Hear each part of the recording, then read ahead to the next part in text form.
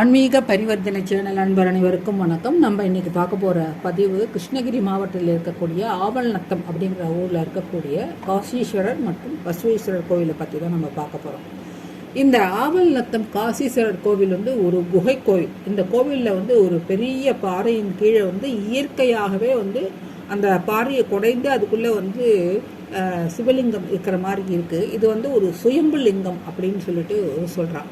இது வந்து ஒரு பாறையின் கீழே இருக்கிறதுனால இது வந்து ரெகுலராக இருக்கக்கூடிய கோவில் மாதிரி கோபுரங்கள்லாம் கிடையாது, அந்த துவாரபார்கள்லாம் ஒன்றுமே கிடையாது. இந்த கோவிலை குடைந்து ஒரு வழி பண்ணியிருக்கா. அந்த குடைந்த அந்த வழியாக நம்ம உள்ளுக்குள்ளே போனோம்னாக்கா அங்கே போய் நின்றுட்டுலாம் நம்ம சுவாமியை வந்து தரிசனம் பண்ண முடியாது.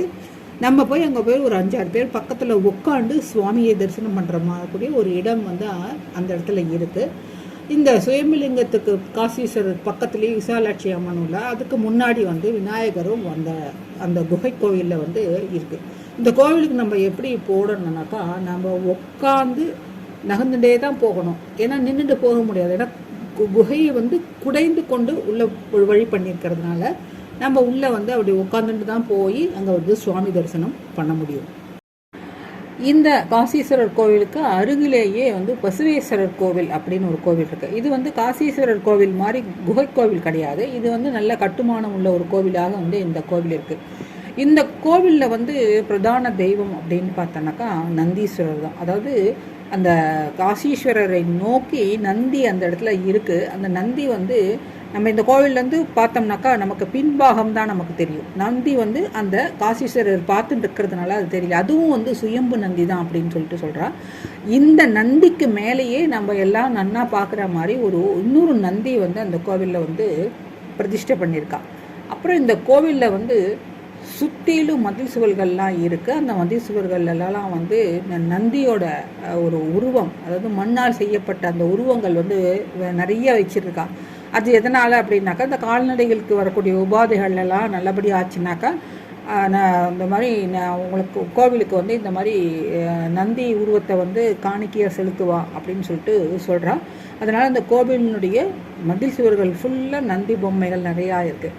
இந்த கோவிலினுடைய அருகிலேயே வந்து ஒரு தீர்த்த குளம் வந்து இருக்குது. இந்த தீர்த்த குளம் வந்து 41 அடிக்கு 41 அடி பெரிய குளமாக இருக்குது. இந்த குளத்துக்கு எப்படி தண்ணி வருதுனாக்கா பக்கத்துலேயே வந்து ஒரு 4 அடி நீளமும் 6 அடி அகலமும் கொண்ட ஒரு சின்ன ஒரு தீர்த்த குளம் ஒன்று இருக்குது. அதில் வந்து தண்ணீர் வந்து பிரபாகமாக வந்துட்டே இருக்குது.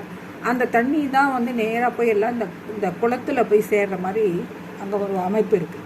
இந்த குளத்தை தான் வந்து காசி தீர்த்த குளம் அப்படின்னு சொல்லிட்டு சொல்கிறா. இந்த குளத்தில் வந்து வேண்டுதல் வேண்டிட்டு குளத்தில் குளித்து விட்டு அங்கே போய் அந்த சுவாமியை தரிசனம் பண்ணினாக்கா நம்ம நினைத்த காரியங்கள் நடக்கும் அப்படின்னு வந்து சொல்லிட்டு சொல்கிறான். இதுதான் வந்து இந்த ஆவல்நத்தத்தினுடைய இந்த காசீஸ்வரர் மற்றும் பசுவேஸ்வரனுடைய கோவிலினுடைய ஒரு அமைப்பு. இந்த கோவிலினுடைய சிறப்பினை பற்றி அந்த கோவில் இருக்கக்கூடிய பூசாரி அவரே வந்து சொல்கிறத நம்ம வந்து இப்போ கேட்கலாம். சார், இந்த கோயிலோட பேர் வந்து காசி விஸ்வநாதர் கோயில். இந்த கோயில் வந்து ஆவல்நத்தத்தில் இருக்கு. இந்த கோயில் வந்து 900 வருஷமா இருக்கு சார்.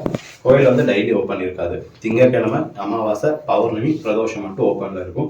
உங்களுக்கு கஷ்டம் இல்லைன்னா தோஷம் ஏதாவது இருந்தால் 3 திங்கட்கிழமை கண்டினியூஸாக வரணும்.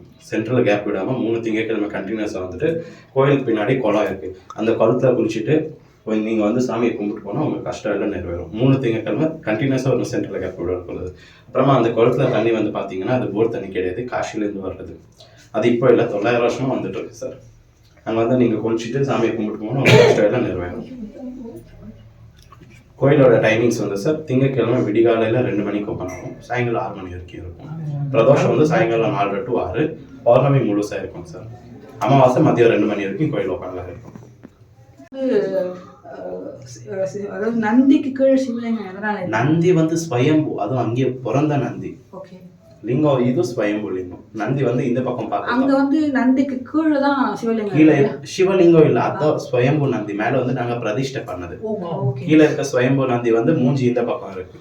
இவர் பார்த்து நேரா கோவில் பார்த்து நாங்க மேல வந்து பிரதிஷ்டை பண்ணது. அது பிரதிஷ்டை பண்ணது. கீழே லிங்கம் இல்ல, அது நந்தி, பிறந்த நந்தி. சரி, அங்க வந்து ஏன் அந்த மதில் சுவர்ல எல்லாரும் பிரார்த்தனை பண்ணிட்டு நந்தி வச்சிருக்காங்க? அதுக்கு தாற்பயம் என்ன? அது அவங்க வீட்டுல மாடு, பசு, கண்ணுக்குட்டி இருக்கும் இல்லைங்களா, உடம்பு சரியாம இருக்கிறது, பால் கரெக்டா கொடுக்காம இருக்கிறது, இதுக்காக தான் அது.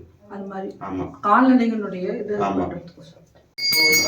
இதுவரையிலும் ஆவல்நத்தம் காசீஸ்வரர் மற்றும் பசுவேஸ்வரர் கோயிலினுடைய வரலாறு பற்றி நம்ம தெரிஞ்சிட்டோம். மீண்டும் வேறு ஒரு ஆன்மீக தகவலுடன் உங்களை அடுத்த வீடியோவில் சந்திக்கின்றேன். நன்றி, வணக்கம்.